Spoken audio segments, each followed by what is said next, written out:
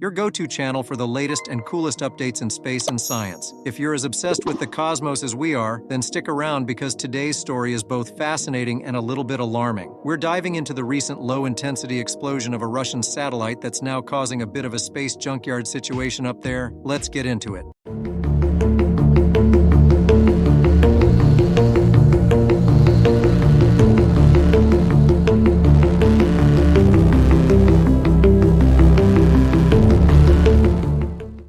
Alright, so here's what happened. On June 26th, the Resurs P-One, a Russian satellite that's no longer in operation, experienced what's being called a breakup event. But this isn't just any ordinary breakup. It's believed to have been caused by a low-intensity explosion. Yep, you heard that right, an explosion in space. This explosion generated over 100 pieces of debris, which can be tracked by sensors right here on Earth. According to LeoLabs, the company that first reported this event, the explosion could have been triggered by a tiny, untracked fragment hitting the satellite or by an internal failure within the satellite itself. Imagine something as small as a pebble in space hitting a satellite or a part of the satellite just giving out. Either way, it caused quite a mess. LeoLabs used their state-of-the-art tools to analyze the debris cloud and concluded that a low-intensity explosion is the most likely cause. They estimate that there are at least 250 pieces of debris now floating around, some reaching altitudes as high as 500 kilometers above Earth. That's pretty high up. What's really interesting is that observations from Sibylla Technologies, a Polish company specializing in space situational awareness, show that the main body of Resurs P-One is still intact and is slowly rotating. So, while the satellite didn't completely blow apart, it did release a significant amount of debris. Before this explosion, images from HEO, an Australian company that uses commercial satellites to image other space objects, revealed that the solar panels on Resurs P-One and its sibling satellites, P2 and P3, failed to fully deploy. It's still unclear if this deployment issue had anything to do with the breakup, but it's certainly a detail worth noting. Even though this wasn't a catastrophic explosion, it still poses a serious hazard. The debris is now drifting through orbits used by many operational satellites, including those of the International Space Station and China's Tiangong Space Station. This debris could remain in orbit for weeks, possibly even months, before atmospheric drag eventually causes it to re-enter and burn up. LeoLabs has been vocal about the growing risks posed by defunct spacecraft in orbit. Resurs P-One, decommissioned back in 2021, is just one of over 2,500 pieces of derelict hardware up there. Each one is like a ticking time bomb, potentially waiting to cause similar issues. With more and more satellites being launched every year, space is becoming increasingly crowded. Events like this highlight the importance of better space debris management and the need for international cooperation to mitigate these risks. So, what do you all think about this space junk situation? Should we be doing more to prevent these kinds of events? Let me know your thoughts in the comments below. And as always, if you enjoyed this video, make sure to hit that like button, subscribe to our channel, and ring the notification bell so you never miss out on the latest space and science news. Thanks for watching, and until next time, keep looking up.